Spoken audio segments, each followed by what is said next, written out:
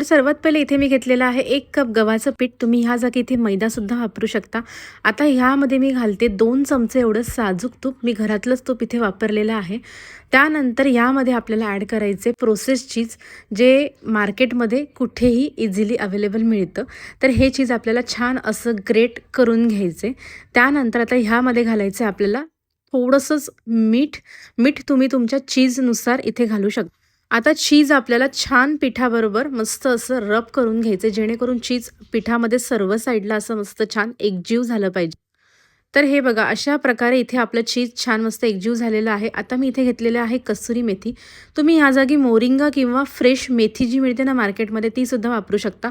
फक्त हे वापरायच्या अगोदर ती छान मस्त धुवून घ्या, त्यानंतर बारीक कापून घ्या आणि त्यानंतरच आता ही कसुरी मेथीसुद्धा आपल्याला पिठामध्ये छान अशी मस्त एकजीव करून घ्यायची.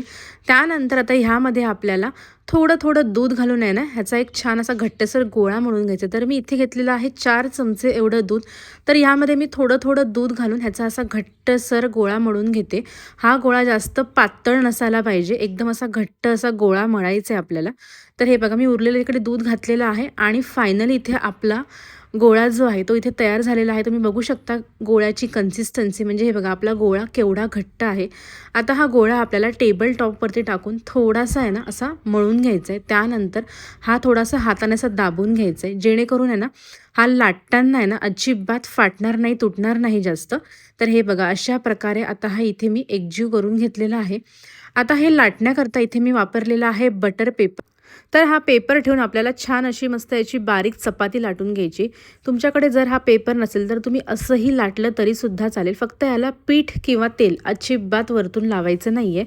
तर आता हे बघा इथे माझ्याकडे करंजीचं कटर होतं, त्याने इथे मी ना चौकोनी असे मस्त याचे शेप देऊन घेते. तुम्ही ह्या जागी इथे पिझ्झा कटरसुद्धा वापरू शकता किंवा तुम्ही ह्याचे ना डायमंड शेपसुद्धा देऊ शकता, पण मी ते चौकोनी शेप देते.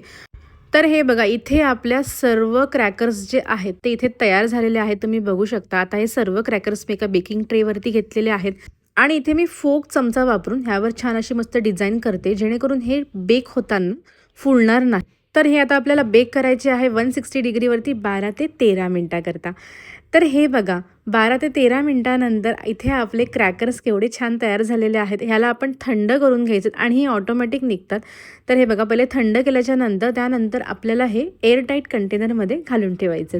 लहान मुलांनासुद्धा कळणार नाही की ह्यामध्ये मेथी घातलेली आहे आणि त्याचबरोबर चीजीसुद्धा आहेत, तर सर्वांनाच आवडतील. तर तुम्हाला आजची रेसिपी कशी वाटली हे मला कमेंट करून नक्की सांगा आणि व्हिडिओ आवडला असेल तर प्लीज माझ्या व्हिडिओला एक लाईक, शेअर, सबस्क्राईब करायला अजिबात विसरू नका, जेणेकरून मलासुद्धा मोटिवेशन मिळेल.